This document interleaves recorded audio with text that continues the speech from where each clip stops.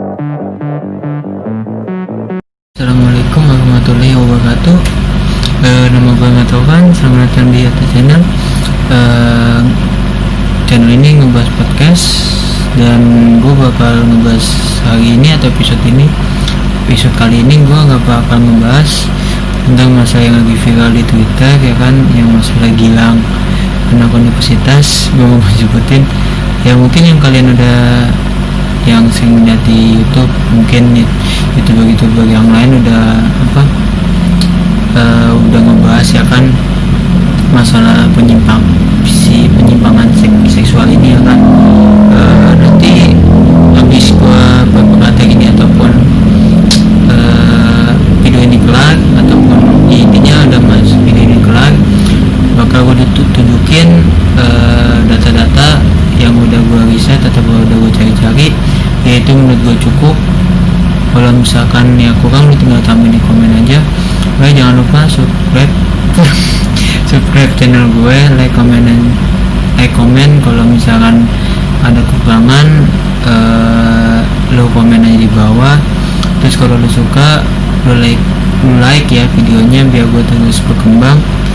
Biar lu dengan like begitu dan subscribe channel gue bakal bisa berkarya lebih lagi, dan lu bisa membantu orang sekitar, ya kan, dengan hasil dari AdSense. Berharap sih gitu aja ya. Oke, nggak usah berlama-lama lagi.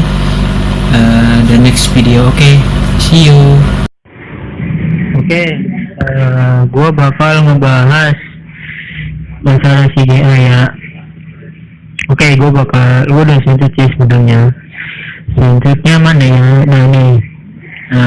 Di beritanya CGA ini udah nyampe puluhan orang, ya kan. Tanya, gua kira itu gak banyak gitu ya, gak satu doang, ternyata udah puluhan orang gitu yang kena korban CGA ini, ya kan. Ternyata si dia ini udah melakukan tuh udah lama gitu loh. Dan setelah gua mencari di sini ya, datanya mana nih,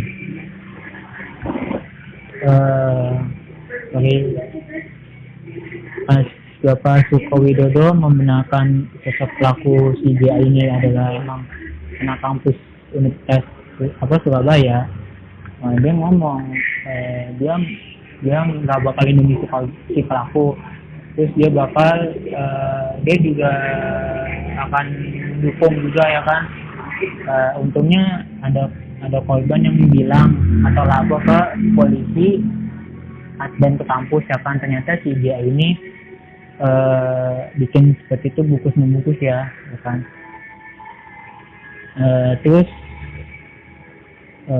dia itu awal mulanya itu dulu pernah terjadi saat CGA ini menjadi panitia maba.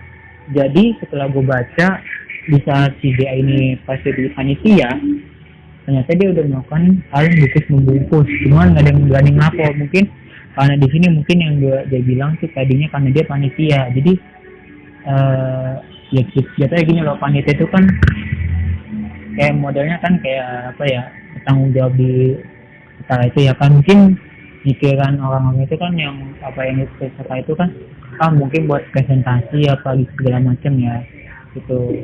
Ternyata dalih-dalihnya itu dia dengan korbannya, kata Ibu Citra menganalisa bahwa si korban ini tuh si pelaku ini ngajak korban itu dengan alasan tuh buat riset gitu loh. Cuman kalau risetnya lu kayak misalnya lu ambil jurusan agama ya, itu nggak masalah gitu loh.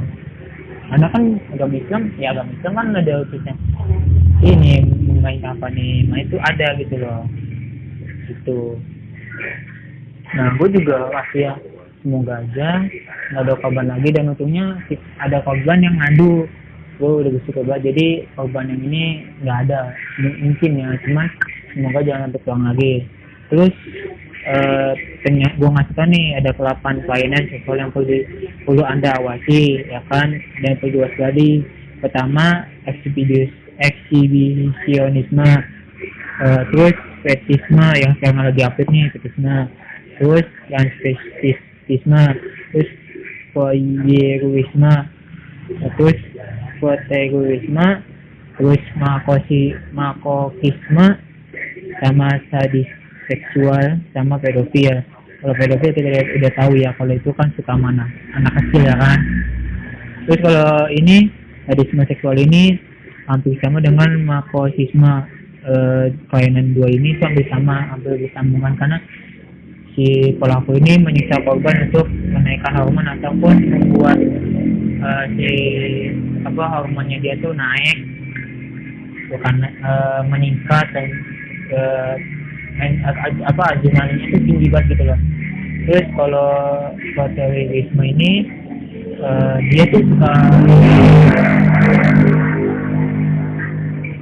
si korban ini, maksud gua si pelaku ini tuh karena jadi bully nih, kan mungkin ya dia diangkat sama temennya, nah kemaluannya digeser-geser ke benda mati, kayak misalnya tiang, belakang meja gitu.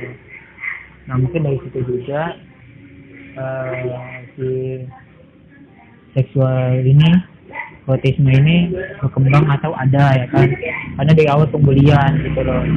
Terus selanjutnya voyeurisme ini dia suka ngintip orang lagi ganti baju, mandi dan lain-lainnya tuh buat dia tuh buat nasi tinggi ya kan, wah gini gitu. Terus kalau transmisi ini suka bisa nih laki suka pakai baju cewek, terus si cewek ini suka pakai baju laki gitu loh. Nah itu juga bisa itu, jadi fantasinya dengan cara dia ganti baju cewek, dia laki ini ganti baju pakai baju cewek, dan si cewek ini pakai baju cowok. Nah itu fantasinya dari situ. Terus selanjutnya adalah fetisme nih. Nah fetisme ini yang sangat dibumi tuh, korbannya itu dibungkus ya kan, kayak kain kafan, cuman pakai fetis ini yang gue lihat yang dari mana, dari mana Wita itu dia itu pakai bukan kain kafan ya, kayak kain batik gitu loh itu. Terus yang berikutnya adalah eksibisionisme. Nah kelainan ini tuh dia suka memamerkan alat kelaminnya kepada lawan jenis. Misalnya nih gue nggak tahu ya ini cewek berlaku apa enggak ya, cuman kalau misalnya bisa jadi tuh, cuman gue nggak tahu cewek bisa anak kamu, nggak tahu gitu loh. Cuman kalau misalkan memang bisa atau nggak bisa, lo komen aja di bawah gitu loh. Kalau menurut pribadi gitu loh, kalau menurut pribadi sih nggak bisa. Kalau kata gue sih cewek kayak gitu tuh bisa cewek itu kalau misalnya kayak kalau masuk kelainan eksibisionisme ini dia bisa untuk menahannya gitu. Mungkin yang lain bisa dia ngapam gitu, mungkin ya gitu. Terus yang gue baca tuh cara mengatasinya bisa konsultasi, terus lu ke fisioterapi buat mengubah perilaku lu sama ekonomi lingkungan keluarga lu ya kan. Terus minum obat-obatan kayak obat-obat penenang misalkan gitu ya kan gitu. Terus nggak apa-apa deh lu bertanggung, cuman kalau yang nyalanin yang berikutnya ketergantungan obat gue bilang jangan, karena itu bisa bahaya juga, jadi lu malah kena double kill biasanya kalau lu main PB double kill gitu loh gitu ya kan gitu. Itu aja sih dari gua, karena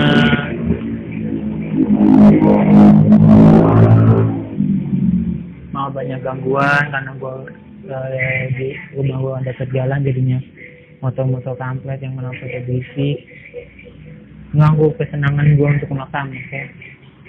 Ya itu aja sih dari gua, semoga nggak ada korban lagi dengan adanya viral ini. Semoga dengan kita suka membuka hati gitu, sharing atau surat, itu bisa membantu hati seseorang itu ya tahulah gitu loh, membaik ya kan, maksudnya lega lah gitu loh gitu. Terus Jangan lupa support channel gua, like komen ya, biar gua terus berkembang di podcast gua.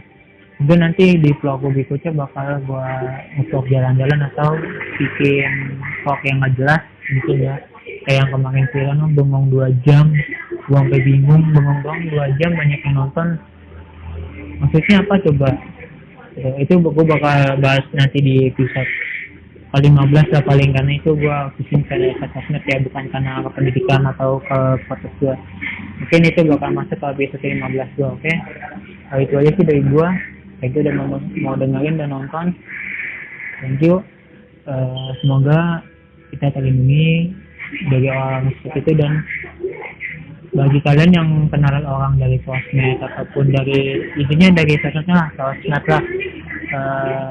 lu juga hati-hati, jangan sampai terbuai rayuannya dia ya. Terus untuk lo pada yang punya kenalan di sosmed, lu juga jaga diri, tahu diri ya kan, biar nama lu nggak tercoret. Dan seperti halnya si dia ini ya kan, si GA, gua baca berita pengen gua tampol ini orang, bener sumpah, karena gue pengen gua tampol kali-kali, kayaknya enak banget tampolannya, coba dibilanginnya gitu loh, susah ya.